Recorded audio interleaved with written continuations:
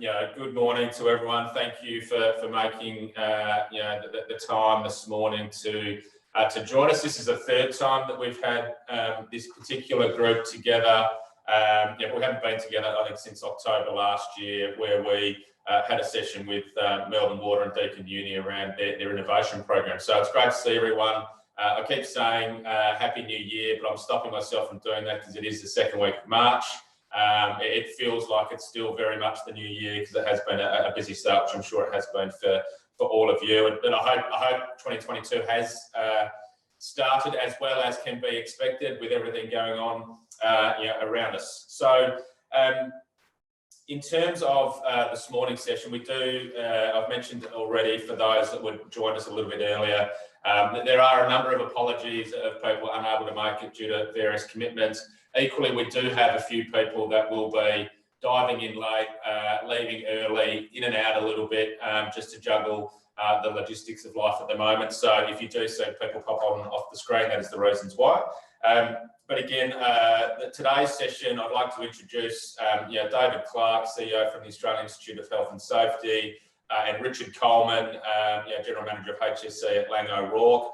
Our two guests today are really going to drive the crux of the agenda, talking a little bit around where the Institute has come from, but most importantly, what the Institute is focused on moving forward. Talk to each of you a little bit around the changes from a certification perspective and what that process looks like, 2022 and beyond, with Richard also sharing, I guess, both a board member's view, but equally HSE Leaders' view in the context of Laing O'Rourke and what they're doing in regard to certification, the opportunities and benefits that will glean for his team across the business. So outside that'll be the major part of our conversation. We've probably got allowed around about an hour. If we need to take a little bit more time, that's fine. But there will be the intent of the session is for it to be interactive. So David and Richard clearly will talk, set the context, but if each of you can have your questions prepared, we'll pause at the end. We've got around about half an hour for a Q&A session, which is, I guess, the meaty part of the session where you can ask the questions that are most pertinent to you, to your business, to Dave or to Richard. So beyond that, and with time permitting, I thought it would be useful for us just to give you a little bit of a snapshot of our latest Jobs Opportunities Index, which was released last week. Which confirms a lot of what many of you are probably experiencing in terms of the market at the moment, but we'll talk around some of the key highlights and what we're seeing in those observations.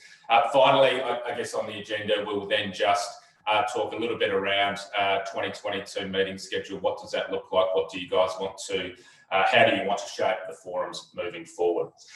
So I'm going to attempt to share my screen quickly.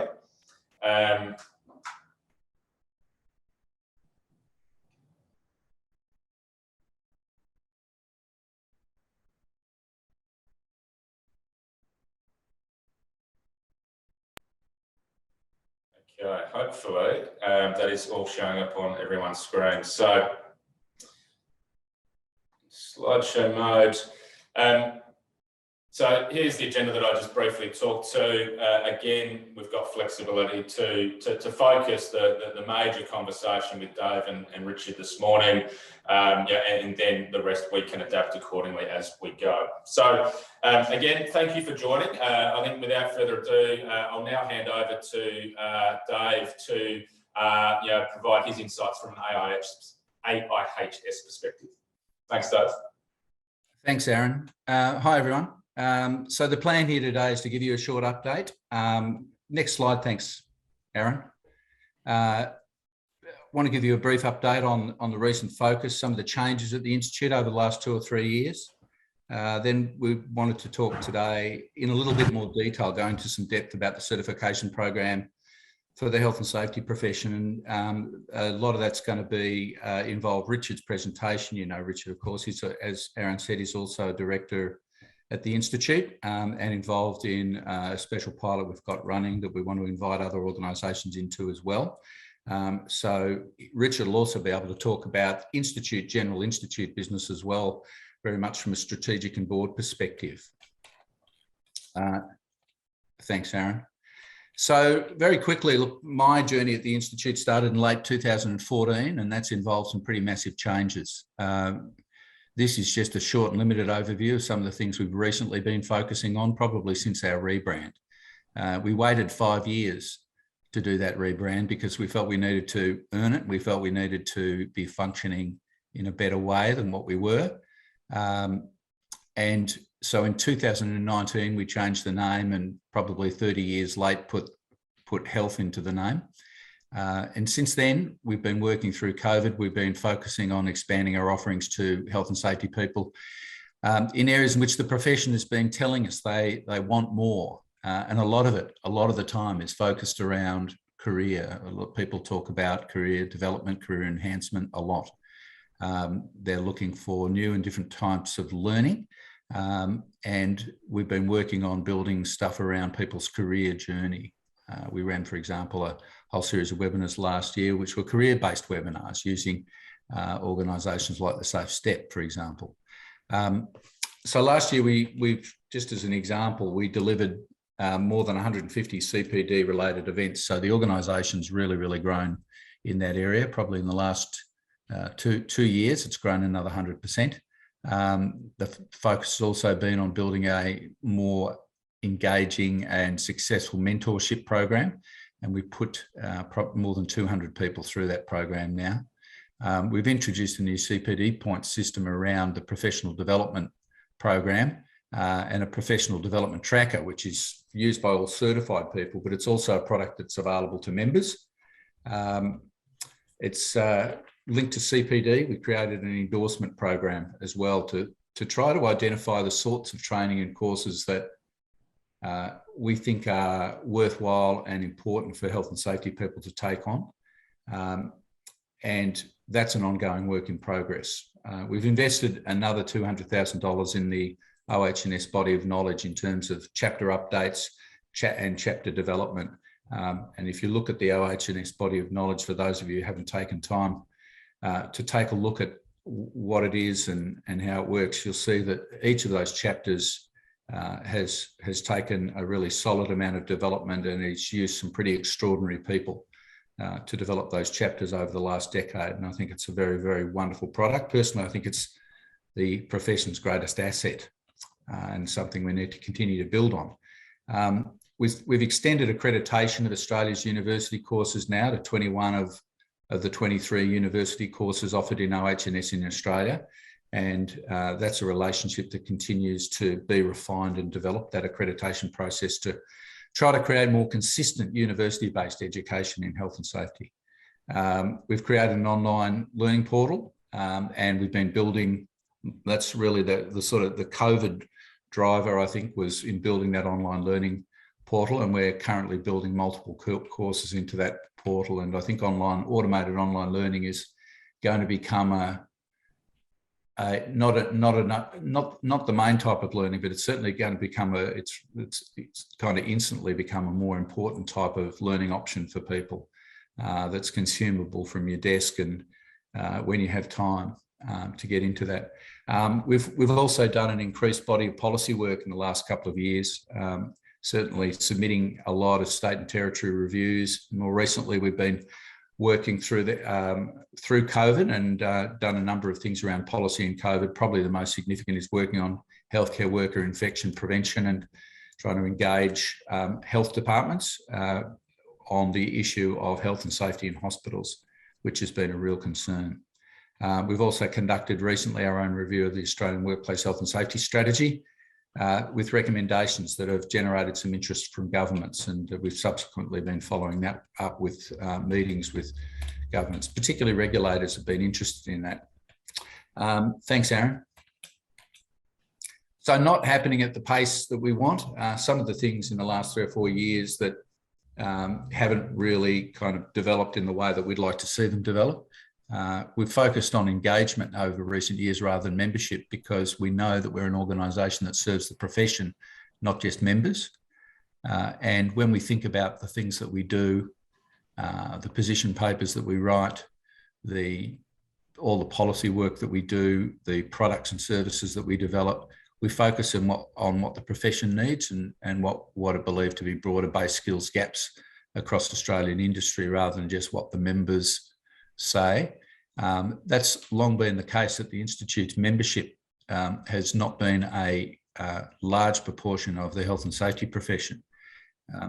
Although what I would say, in 2014, our database was just over 4,000 members and nobody else. That was the database, that was the contact. Today, that database is over 22,000 and we engage with those 22,000 people. In 2014, 200 of the 4,000 registrations at our events were non-members. Last year, nearly 7,000 of the 15,000 registrations at AIHS events were non-members. So growing that engagement with people who aren't members, membership being a form of engagement, but not the only one, has been very important to us. But the membership itself hasn't necessarily grown. The trend is good though. So we have 15 to 20 people joining every week at the moment. The certification program is growing, but we're not happy with the pace of that. We've been working on becoming more effective and sophisticated in our communications. That's been a weakness for us, I believe, over time. And we know that to grow, we need to embrace new business development opportunities. And the board's particularly interested in those at the moment. Thanks, Aaron. So this year is a time of significant change. There's a lot going on. I'm moving on from the role of Chief Executive in August. The board's identified a desire for accelerating a growth agenda, if you like. There's a number of big plans that it's looking at. And you can't achieve those plans without turnover. So there's a desire by the organisation to see greater growth because there are a number of things that we want to do that we feel we can be more effective and have a stronger influence in the marketplace and do the kind of good things we want to do. But to do that, you've got to have the turnover. In November, the board approved proposals for significant reforms in certification and accreditation. We're going to talk about some of those ones in certification a little bit more.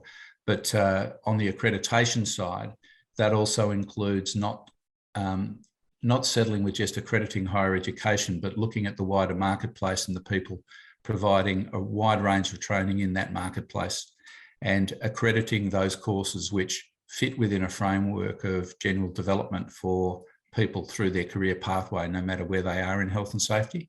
And that includes people who go into specialisations. It includes people who go into general management and are looking at general management capabilities and competencies. And so the whole concept of accreditation is going to expand. And we'll be doing a lot more with our own training and IP. Thanks, Aaron.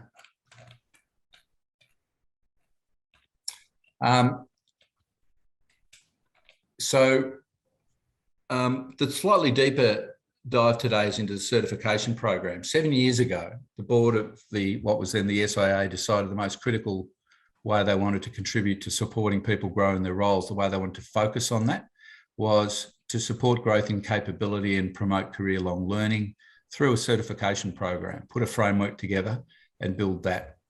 An internal grading system existed at the time, a little bit like the AIHS system, but the intent was to build something which was comparable to the standards of the Canadian and USA systems of certification and independent of membership of the association.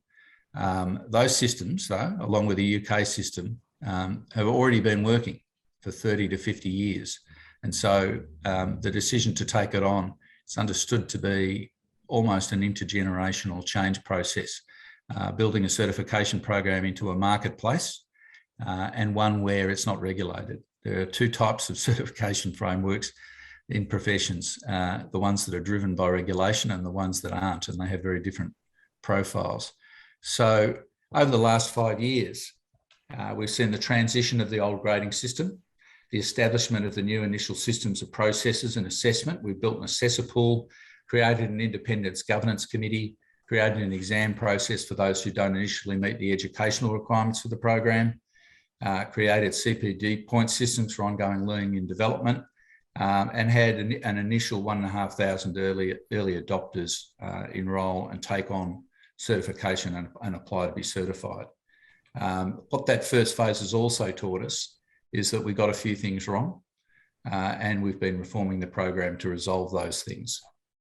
So thanks, Aaron. The major well-meaning mistake is what I call it, was setting entry standards to the program which weren't matching industry. They were designed to be an educational standard that was desired, that was better than what existed in the field of the day. The best example being, you know, most people working at practitioner standard in the marketplace have a Cert 4, but there was a desire to see people with a diploma. You can have that desire to see people with a diploma, but by setting that standard, we basically we told a few thousand people that they weren't suitable for certification, and I don't think that was appreciated by the marketplace, but it also just didn't match the needs of the marketplace. Why get a diploma and seek certification when your employer doesn't expect it of you, and when it's a voluntary process? So a lot of people in the marketplace have been excluded from the program, and it hasn't really reflected their individual or company profile. So it's not just at practitioner level as well, though. For example, why look at university courses to be trained as a professional when your employer might consider that if you have a Cert 4 and other business skills and you're doing a great job and you know, you're performing perfectly well with good quality work experience, if your employer thinks that's adequate and you can get the next job and the marketplace isn't seeking it, why would you consider going to university?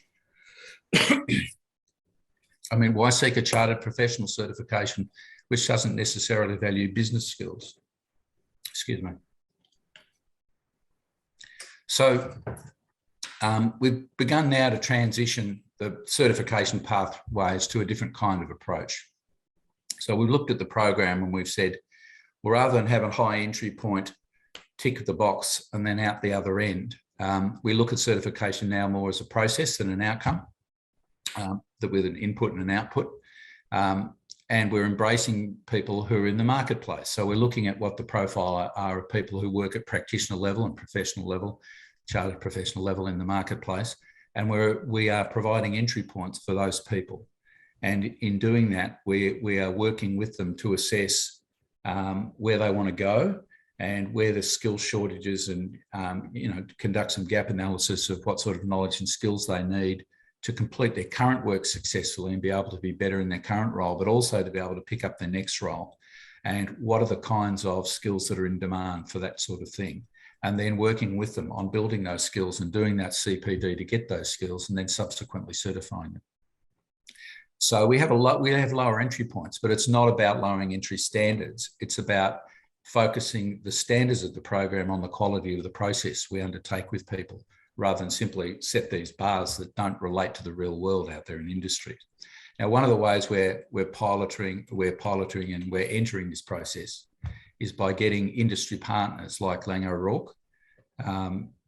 So by working with their health and safety workforce and the health and safety workforces of other businesses, looking at their whole health and safety teams as a group, where we get to work directly with their management and not only test the idea that certification from the framework matches their capability needs of the company overall as a cohort, but also helps the company identify any structural gaps that they might have there in that space, and helps them define a little bit more clearly where their own people are at.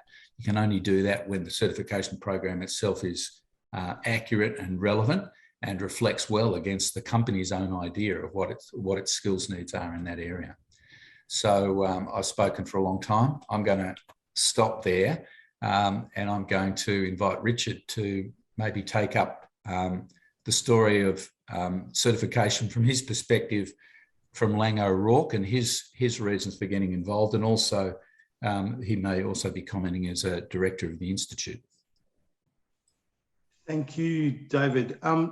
Aaron, can I get you to drop the slides? Because I'm not actually presenting any slides, and then I can see more people on the screen. Thanks, mate.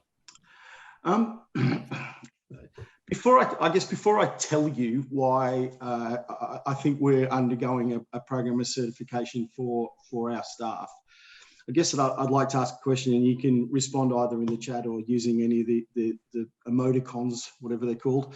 How many of you have got a incredibly capable health and safety team that you just think everybody is performing, you know, amazingly?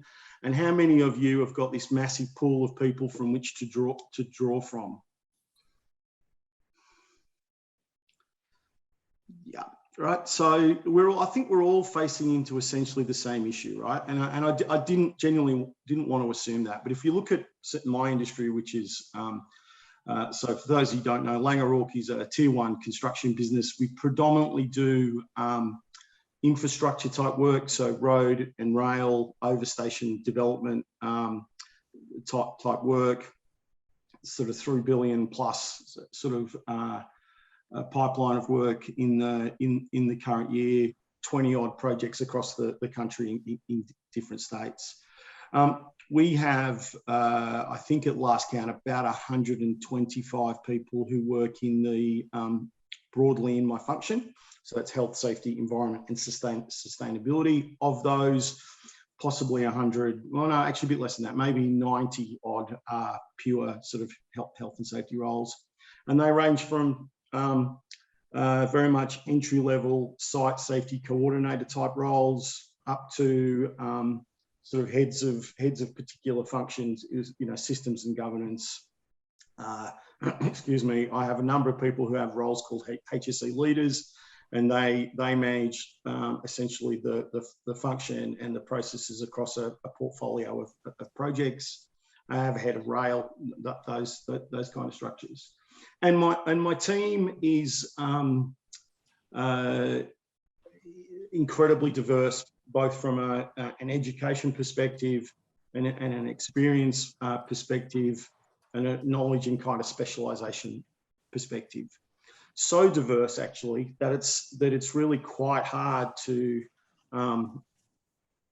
define the excuse me, the capabilities and the gaps. It's going to take a lot of work to do that. So we were toying around with doing that work predominantly internally. But I guess through my seat on the board of the Institute of Health and Safety, kind of recognised that this was an opportunity to do something that was a lot more structured, that had a series of benefits that would have gone over and above anything we could have done internally.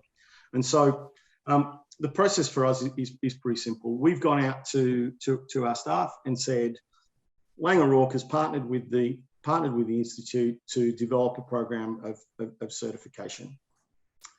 It's open to everybody in the function, regardless of your academic background. It's open to everybody within the function, regardless of your your skills and experience. We will individually develop a certification pathway for you that will be absolutely individual. So where we find holes in either your education, skills, or experience, we'll plug them with a personalised development plan for you. It's voluntary, so so essentially the language that I used out, you know, to the team was, we really like you to do it, purely voluntary. As we move forward from this point, when we're looking at internal transfers and promotion, your willingness to step into this, your willingness to engage in kind of lifelong learning and development will be a criteria that we use to assess whether or not you are right for another role. And I've got about 30% take up at this point, right? So we are only a few weeks in. People have so that's 30 of not so 30. Let's call it 30, right? 30 people have put their hand up to be involved, and we are now in the process of going through that analysis phase of where each of those people are up to in terms of their skills, knowledge, experience. For me, I think there are 3 benefits, right? There are 3 key benefits for doing this. And if I'm, you know, for full disclosure purposes, if you've asked me 5 years ago, I would have said, don't need it, don't want to bother. Seems like a waste of time. So I've personally come on a bit of a journey here, and I think the three benefits that I'm much more cognizant of now are. One is, I think, benefit for the individual. We're in a market where it's genuinely not hard to get a job in health and safety. It is booming out there, right? Although Aaron's about to talk to Job Index, so hopefully I'm not contradicting him. But certainly in my sector, if you're into construction, health and safety, and you want a job, you should be able to find one pretty quickly. So the market's booming. So there's not a lot of need for people to develop and think about kind of future career. They're busy. I think that's a dangerous place for individuals to be in, because industry moves in, kind of boom and bust cycles. A longer term, more sustainable view of a career should be, I am doing something today to, insure against those dips in the future. I'm doing something today so that I can be more effective in my role today and in the future. So I think certification and the process to get certified provides that individual benefit. I think the second benefit for me is an organisational one, right? Why I asked you the question about capability and access to sort of good people. There really is incredibly mixed capability in the market, and they've all, they've generally gone through some sort